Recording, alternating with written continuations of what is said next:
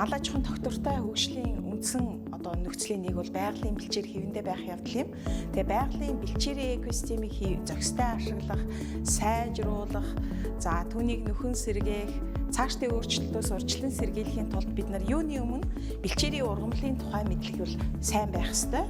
Ийм учраас бол одоо хөдөө аж ахуйн сургуулийн экосистемийн судалгааны төвийн хамт олноос бол Монгол орны бэлчээр түгээмэл тархсан 500 гаруй зүйл ургамлын өнгөтэй одоо ийм тайлбар өгөх ном хийсэн байгаа.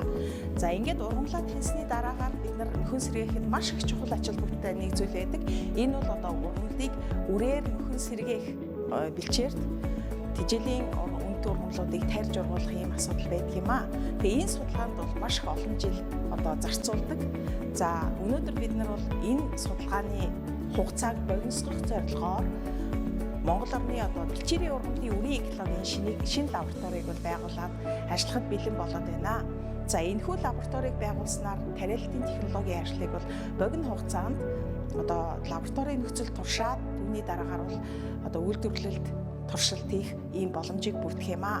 За хамгийн түрүүнд бол бид нарыг үрийн туршилтыг хийж эхлэхийн тулд үрээ цэвэрлэх, сорлох ажлыг хийх ёстой. За энэ зорилтоор бол энэ JICA-гийн Satrix төслийн хүрээнд бол үр цэвэрлэгч, сорлогч машин ирсэн байгаа. За энэ бол хүчин чадал маш их өндөртэй. Хээрийн туршилт хийхэд бол тохиромжтой ийм тоног төхөөрөмж байгаа. За үрийг цэвэрлсэний дараагаар бол тоолох шаардлага гардаг. Ялангуяа одоо газар тариаланд мянган үрийн чинь тодорхойлох, за үрийг том жижигээр нь ялгах гэдэг бусад хог толицоос ялгах гэдэг олон ажлууд байдаг. За энэ ажлыг хийхэд бол энэ одоо Elmer 3 гэсэн энэ багаж бол их чухал ажил бүгдээ. Энэ бол компьютерийн тусламжтайгаар шууд өгөгдлүүдээ өгөөд ингээд ургамлуудыг ургамлын үрийг жингээр нь, хэмжээгээр нь, хэлбэрээр нь тус бүрт нь ялгаад тоолоод грамлаг гаргадаг юм төхөөрөмж байна. Үүний зэрэгцээгээр үрийн экологийн хамгийн чухал туршилтыг хийх багаж маань бол энэ инкубатор байгаа. За энэ инкубатор бол 0 градусаас нэмэх 50 градус хүртэл тогтмол одоо температураа тохируулах юм боломжтой. За энэ температурт бол үрийг одоо ямар температурт соёолох боломжтой байна уу? Өөрөөр хэлбэл хавар хэдэн сар тариалах уу? Одоо яаж ургуулах уу? Ямар нөхцөлд гэрэлтэй нөхцөлд тариалах уу? Эсвэл одоо шууд цацаж тариалах юм уу? Эсвэл нь одоо заавал суулгах шаардлагатай юу? Эсвэл ямар нэгэн нөмөрлөгч ургамлын дор тарих шаардлагатай юу гэдэг эдгээр бүх туршилтуудыг бол энэ инкубаторын тусламжтайгаар гүйцэтгэнэ. За үүний зэрэгцээгээр бас тусгай зориултын энэ хөргүүртэй инкубатор байгаа. За хөргүүртэй инкубаторыг бол зарим Монгол орны одоо нөхцөлд оролдог энэ гандуу нөхцөлд дасан зохицсон ургамлуудын ихэнх нь одоо нэг удаадаа бүрэн соёолох явдал бол туйлын ховор байдаг. За ийм учраас соёолтын дээшлүүлэхийн тулд одоо хасах градустай инкубаторыг ашиглан соёолтын эрчмийг бас сайжруулах туршилтыг хийх зорилтын ийм инкубатор байна.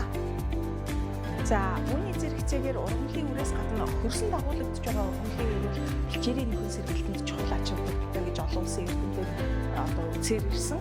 За ийм учраас хөрсөн дагуулагдж байгаа үрийг хөрснөөс нь ялгахад зориулттай ийм автомат шигшүүрийг ашиглана. За үүний тусламжтайгаар бол ургамлын үрийг хөрсний бүсэд жижиг хэсгүүдээс богино хугацаанд ялгах боломжтой. Өөрөөр хэлбэл нэг дээжийг одоо бүрэн шигшгэхэд бол 30 секундээс 1 минутын хугацаа зарцуулна. За хөрсөн дагуулагдж байгаа ургамлуудыг шууд шигшиж ялгахаас гадна эдгээр үрүүд нь амьдрах чадвартай эсхийг шалгахын тулд энэ ургуулангийн одоо тавцанг ашиглан 16 цагийн гэрэлтүүлэгтэй нөхцөлд бол ургуулж туршина. За ингэснээр бол ургамлын үртэй холбогдолтой одоо бүхий лабораторийн судалгааг хийх иж бүрэн лабораторитой боллоо. Ургамлын үрийн экологийн энэхүү лаборатори нь Японы олон улсын хамтын ажиллагааны байгууллага JICA болон Японы шинжлэх ухааны технологийн сангийн санхүүжилтээр хэрэгжиж байгаа. Монголын малчдын уламжлалт мэдлэг тулгуурлан байгалийн зэрлэг ургамлаа бэлчээрийг сайжруулах сэдвт Satrix төслийн хүрээнд бол байгуулагдаж байна. За одоогийн байдлаар бол 400 гаруй сэдвийн хөрөнгө оруулалт хийгдэж байна.